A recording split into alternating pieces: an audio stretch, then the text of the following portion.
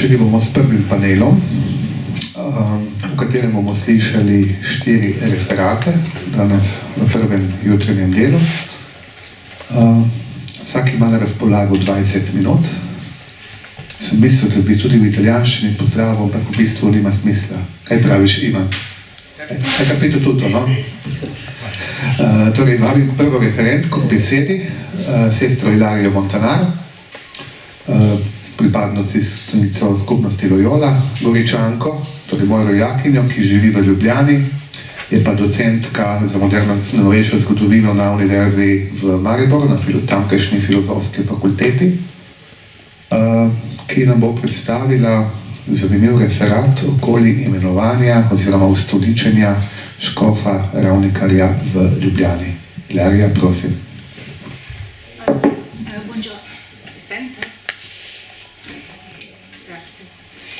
Allora, buongiorno a tutti, dober dan vsem navzoči. Zdaj takole, jaz sem pripravila v italijanščini pa PowerPoint v slovenščini, ker nisem vedela točno, kako bo tukaj potekalo. Tako da pač, če nekaj ne bo jasno, potem pa se lahko tudi govorimo kasneje. Allora, intanto sono un po', diciamo, commossa perché si tratta proprio di un intervento sulla nomina e consacrazione del vescovo Ravnikar in un momento in cui viviamo la stessa cosa anche qui, nuovamente nella diocesi di Trieste, no? Quando ci troviamo proprio ad aspettare l'ingresso del nuovo vescovo.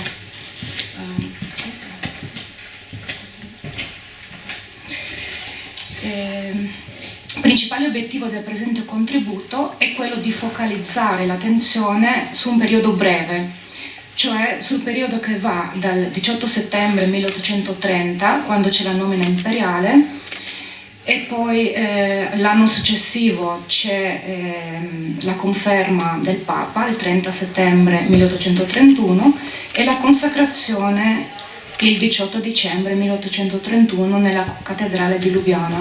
Cosa è successo in questo periodo? Kaj se zgodilo v tem času? Zakaj toliko časa je bilo potrebno čakati? Partecipò qualcuno da Trieste, kakšen iz Trsta tudi prišel v Ljubljano.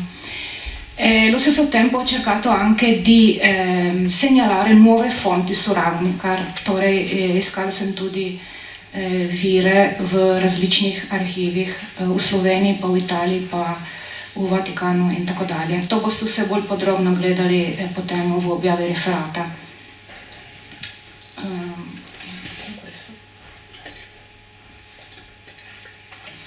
Un primo problema a cui ci siamo trovati di fronte è fare chiarezza sui nomi, perché non bisogna confondere il vescovo di Trieste Mateusz Ravnikar con il sacerdote e letterato Mateusz Ravnikar Požinčan, che fu sacerdote nello stesso periodo in pratica dell'episcopato Ravnikar.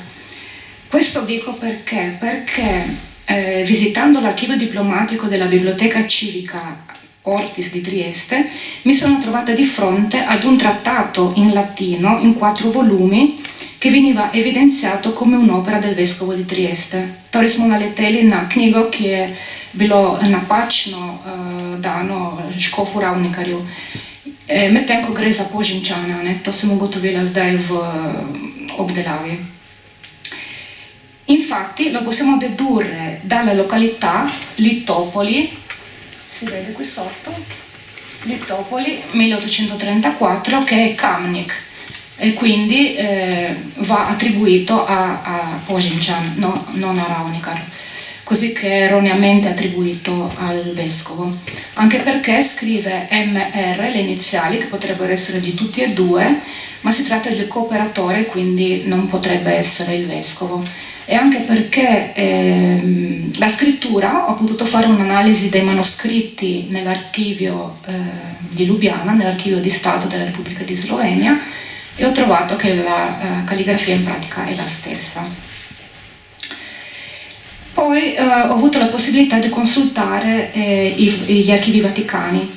Ed è stata una ricerca abbastanza complessa, anche, oltre che per il Covid, anche perché il materiale a disposizione è molto frammentario. Ho individuato alcune lettere, soprattutto nel fondo della Nunziatura di Vienna, dove bisogna cercare i documenti come gli aghi in un pagliaio, sia nel fondo della Segreteria di Stato Esteri, e ho potuto reperire alcune lettere importanti per capire proprio cosa è successo in quel periodo 1830-1831. Inoltre nel fondo sempre dell'archivio della Nunziatura a Vienna Processi Canonici c'è la cosiddetta posizio 777, che sarebbe la posizione riguardante la nomina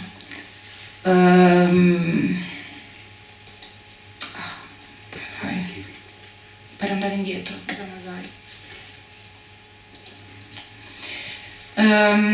quindi per individuare i problemi relativi al periodo 1830-1831. Adesso non ho tempo, nemam časa da bi se to poglobila, ampak če boste želeli, potem lahko nekaj več rečem, kaj najdemo notri v tej poziciji 777.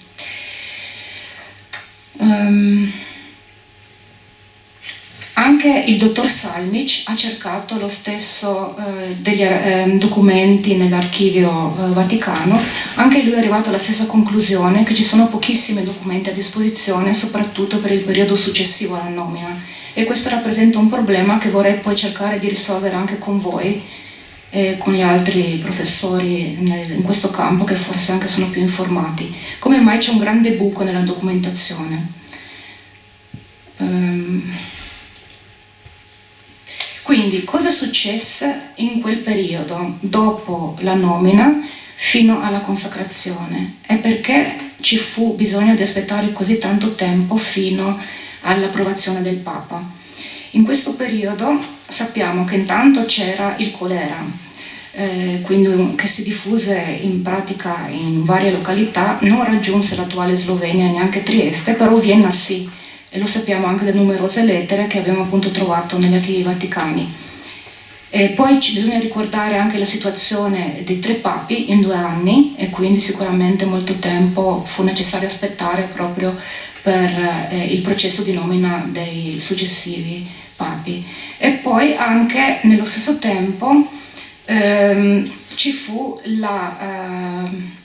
in pratica si giunse alla nuova regolazione delle varie diocesi, e questo sarebbe un altro problema da approfondire, ma adesso non c'è tempo. Comunque dobbiamo avere presente questo come riferimento. Cosa siamo riusciti ad appurare? Allora, in base ai documenti nell'archivio Vaticano, siamo riusciti ad appurare che un primo ritardo di circa un mese fu dovuto a Raonicar stesso, perché nella corrispondenza che ha con il nunzio viene alla luce che era stato consigliato in modo erroneo. Infatti così dice una lettera che abbiamo a disposizione, cito, del 24 gennaio 1831, Raonicar scrive al nunzio: la dolorosa morte del Santissimo Padre, avendo sospeso gli affari ecclesiastici, occasionò in vario modo delle scusabili lentezze. Ora sono in stato di poterli produrre. E poi il 12 febbraio 1831, sempre Raonicar scrive da Trieste al nunzio ringraziandolo per quanto aveva scritto e soprattutto spiegando, cito: mi si osservava generalmente che il processo canonico sede vacante non potrebbe avere luogo, e questo sbaglio, dal quale non fui tratto che per mezzo della di lei riverita, cagionò diversi ritardamenti. Quindi, oltre al fatto che appuriamo che lui sapeva benissimo l'italiano, no? Perché le lettere che scrive sono in italiano, quindi c'è questo falso pregiudizio che lui non conoscesse l'italiano. Poi appuriamo che gli era stato consigliato di non inviare ancora i documenti, e quindi ci fu un ritardo di un mese. Quindi il primo ritardo fu dovuto a una non consapevolezza che poi invece il nunzio fece avere, che si poteva subito inviare i documenti. Poi il nunzio avviò il processo con velocità, e sappiamo che già nel 9 marzo 1831 aveva in pratica provveduto ad accelerare il processo canonico e a concluderlo, quindi gli atti furono consegnati dal nunzio già il 9 marzo.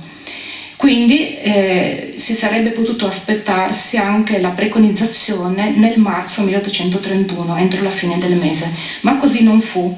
E allora ci sono varie ipotesi perché non si è arrivati a questa preconizzazione prima. Adesso non ho tempo di fare tutta la storia, ma sempre dai documenti che ho potuto trovare nell'archivio ho potuto appurare, primo, che c'era bisogno di sanare alcune cose. E una prima cosa è stata ritrovata, questo mi ha passato il dottor Salmic, che ha trovato adesso un mese fa questo documento, così che mi ha chiesto di integrarlo nel presente contributo. Sono gli atti riguardanti i concistori segreti. All'interno di questi atti abbiamo trovato diverse indicazioni e una di queste è ad esempio la citazione di questa lettera di Raonicar, cito. Scrive al Papa: Matteo Raonicar, eletto vescovo delle vacanti sedi vescovili unite di Trieste e Capodistria, espone ossequiosamente alla santità vostra che nel formarsi il consueto processo informativo intorno alle qualità i testimoni non hanno deposto de propria scienza, ma soltanto de audito et notorietate. Implora quindi la grazia della sanazione degli enunciati difetti. Quindi, cosa era successo? I testimoni Francesco Lang e Bartolomeo Copitar erano stati troppo poco personali nella loro dichiarazione quando avevano rilasciato le risposte alle domande del processo, ed erano stati troppo ligi nel fondare le loro affermazioni basandosi su documenti allegati e su dichiarazioni altrui, e questo non andava bene, no? Così un ritardo sicuramente fu dovuto anche a queste imperfezioni del processo canonico. E poi ci furono altre clausole. L'altra mancanza era che Raonicar fu promosso allora con alcune clausole. Aveva infatti bisogno di ricevere a livello personale la dispensa per la mancanza del grado di dottorato. Allora ieri a Lubiana abbiamo sentito, no, l'intervento del professor Colar e anche di altri che sottolineavano che non era stata una sua colpa questa, no? Però comunque dove ci fu il bisogno anche di questa sanazio. Poi anche c'era bisogno di provvedere alla situazione della Chiesa in Trieste e anche a Capodistria e altri particolari che potrete poi leggere nel contributo quando sarà pronto. Perché ci sono tante cose, all'inizio pensavo di non avere niente da dire, poi invece ho trovato abbastanza cose. Tutto questo viene anche appurato nei documenti papali che vengono poi consegnati a Raonicar, così che tutte queste clausole sono evidenti anche là. Adesso, come si giunse a scegliere la sede di Lubiana per la consacrazione episcopale? No? Ponendoci dal punto di vista odierno, no, ci si potrebbe dire ma si tratta di un falso problema. Non è normale che un vescovo sia consacrato lì dove ha svolto già tanti anni di servizio. In fondo è quanto sta succedendo anche ora, no? Il nuovo vescovo alla fine è stato consacrato a Cremona, no? E Lubiana era stata per Raonicar un luogo familiare, la città in cui aveva vissuto per più tempo, il luogo in cui aveva compiuto gli studi da ragazzo, dove era stato ordinato sacerdote, e quando aveva dovuto lasciare Lubiana nel 1827 era stata un'esperienza difficile. Infatti abbiamo nel contributo su Istria del 1847 la citazione, cito: lo staccarsi da Lubiana, ove aveva passato gli anni suoi migliori, il congedo dei numerosi suoi amici che insieme a distinte persone la accompagnarono fino a Oberlaibach, fu commoventissimo e non senza lacrime. Quel momento, ripeteva spesso il defunto negli anni appresso, quel momento fu uno dei più belli della mia vita, ma troppo breve e troppo doloroso. Molti di quelli non li vidi più. Anche nell'archivio dell'Arcidiocesi di Lubiana e anche in altri archivi possiamo trovare diversi documenti che attestano questa difficoltà, no? Nel lasciare Lubiana. Allora uno potrebbe dire, alla fine poteva essere anche solo un motivo personale, no? Invece le cose andarono molto diversamente. Innanzitutto, come è già stato appurato nel contributo del qui presente dottor Shimaz e del collega Volchak, all'inizio si era pensato a una consacrazione a Trieste, quindi non a Lubiana, e con il consacratore nella persona del metropolita Valland. E invece poi appunto si giunse a un'altra soluzione. Allora, noi abbiamo appurato che i motivi furono principalmente due. Intanto nei documenti, sia nell'archivio della Repubblica di Slovenia, sia nell'archivio di Stato di Trieste, sia nell'archivio di Vienna, da cui poi ho ricevuto tutto l'atto riguardante il presente caso, si può appurare che vengono nominati due motivi. Allora, in tedesco, wegen Kränklichkeit seines Erzbischofs e per in Kunstenland bestehenden Sanitätsmaßregeln. Quindi i motivi principali sono due: la malattia dell'arcivescovo di Gorizia e la presenza di cordoni sanitari. Quindi abbiamo diversi documenti che attestano questo. Abbiamo anche cercato maggiori dettagli sulla malattia dell'arcivescovo Valland. Nell'archivio di Gorizia non abbiamo trovato molto, però c'è la testimonianza di Kociancic nella storia dell'arcidiocesi di Gorizia del 1875 che dice ultimis vero annis vitae sue morbis fractus corpore et animo in domino obdormivit, che ci fanno quindi capire che veramente l'arcivescovo era stato colto da una lunga malattia che lo sfiancò nel corpo e nello spirito e che durò diversi anni. Quindi questo sicuramente è accertato anche nelle fonti, perché più volte si trovano queste segnalazioni. Ma l'altro problema era quello del cordone sanitario. Ma in che senso? Allora, mi sono fatta spedire dall'archivio di Stato, anche su consiglio degli archivisti dell'archivio di Stato di Slovenia, ho scritto all'archivio di Stato di Vienna e mi hanno mandato un atto che sarebbe questo qui, numero 24450, in cui ci sono 23 pagine piene che spiegano il problema. Adesso, riassumendo la cosa, qui c'è la richiesta di Raunica del 30 ottobre 1831 in cui chiede alla Corte di Vienna di ottenere il placet regium per i documenti ricevuti da Roma nella preconizzazione, e cioè per le bolle, per il rescritto, e poi aggiunge delle importanti richieste: che questi documenti non dovevano essere spediti a Trieste ma a Lubiana. E perché a Lubiana?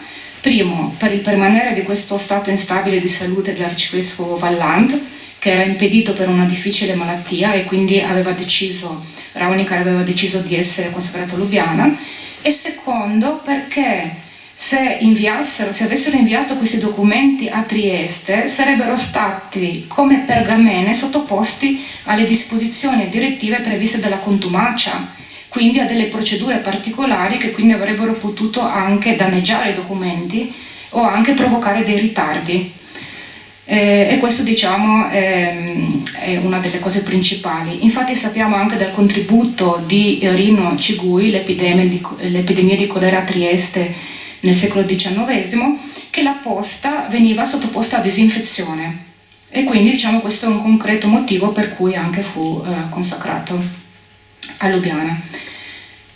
Se passiamo adesso alla consacrazione presso la cattedrale di Lubiana, non abbiamo trovato molti documenti descrittivi dell'episodio. Abbiamo trovato che Kovacic nell'articolo su Droptinice commenta l'ordinazione episcopale con molta enfasi, no?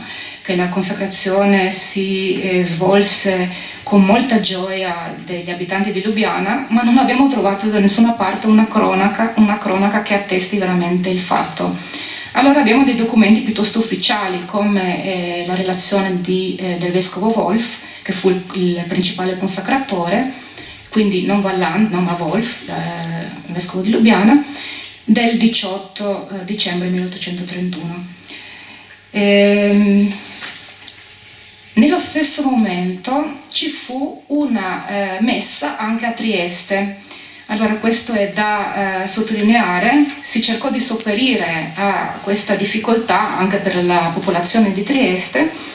Sappiamo dall'archivio storico della diocesi di Trieste e anche da quello diocesano che in concomitanza con la messa che si teneva a Lubiana, nella cattedrale di Trieste fu organizzata una messa di ringraziamento a cui furono invitate molte persone, anche dignitari, e c'è anche la descrizione di quello che accade a Trieste, no? Poi sappiamo anche che Raunicar aveva invitato a partecipare, e qui affrontiamo l'altra domanda, quindi ci furono persone provenienti da Lubiana presenti nella cattedrale di Trieste. Allora noi pensiamo di poter dire di sì, almeno per quanto riguarda una persona. Allora era stato invitato il capitolo, un rappresentante del capitolo della cattedrale, dello stesso Raunicar. Questi documenti si trovano nell'archivio della diocesi di Trieste.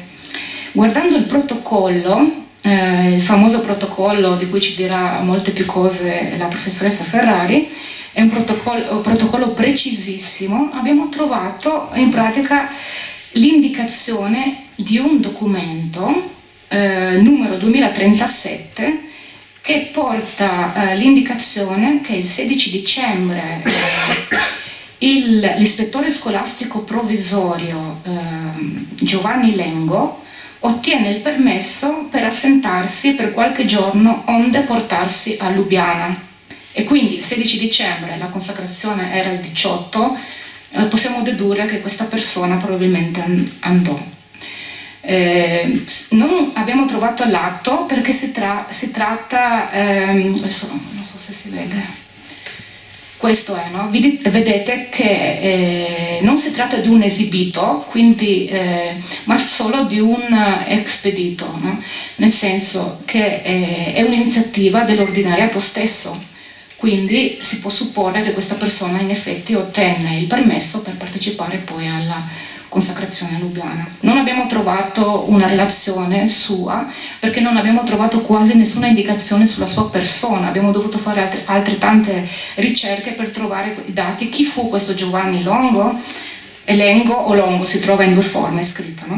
Ma è interessante che abbiamo trovato alcuni dati nel libro di Gideone Pusterla, La necropoli di San Canziano nel suburbio di Capodistria, del 1885, perché questo sacerdote, che era in pratica incaricato ispettore per quanto riguarda l'ambito scolastico, morì a Capodistria, e quindi la sua morte non viene registrata neanche negli schematismi della diocesi di Trieste. Ci siamo informati con il dottor Giovanni Luca, mi ha detto che non l'ha trovato, ma l'ho trovato in questo libro. Morì l'11 gennaio 1837 per scirro allo stomaco, e poi fu sepolto tumulato in uno dei cimiteri di Capodistria.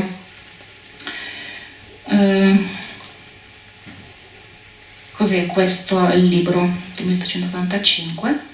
Poi ancora giusto qualche indicazione sull'ingresso ufficiale a Trieste e a Capodistria. Allora, a Trieste si svolse il 15 gennaio 1832 e a Capodistria il 5 febbraio 1832.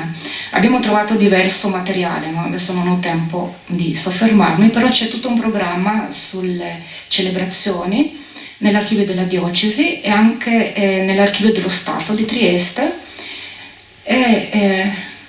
Questo è il programma in lingua italiana, come si svolse. Ma soprattutto mi sono sembrati molto interessanti anche altri documenti che, diciamo, se riuscirò li inserirò nell'intervento, perché c'è del materiale molto interessante che abbiamo rinvenuto nell'archivio regionale di Capodistria. Mi è stato spedito gentilmente, così che ringrazio tutti gli archivisti di tutti gli archivi che ho consultato, che sono stati anche molto gentili. E si tratta di 3 sonetti in rima, composti in italiano in segno di ossequio al nuovo vescovo e preparati per tutti e 2 gli ingressi solenni nella cattedrale di Trieste e nella concattedrale di Capodistria. Adesso qui cerco, vedete, non so se si vede qualcosa, ma è fatto benissimo, anche a livello stilistico, diciamo, oltre che contenutistico. E anche nella cronaca della confraternita del Santissimo Sacramento, che ho potuto rinvenire nell'archivio del capitolo della cattedrale di Trieste, viene data questa testimonianza dell'evento, quindi nella cronaca della maggior confraternita della città. E anche in questo caso abbiamo la presenza di 2 sonetti, oltre alla descrizione di questo solenne ingresso, c'è anche, vengono riproposti 2 sonetti che furono letti all'ingresso. Uno preparato dal vicario della confraternita e un altro, non si sa da chi, ci sono le iniziali, cercherò di appurare anche l'autore. Ma queste fonti mi hanno molto colpito perché la Chiesa in Trieste e Capodistria accolse con calore il nuovo vescovo, con venerazione e rispetto, dimostrando di apprezzare anche il talento linguistico e letterario del nuovo vescovo. Sinceramente non so se per qualche altro vescovo furono composti così tanti sonetti o tante odi come ne ho rinvenute nei diversi archivi. Così penso si sia sentito ben accolto. Grazie.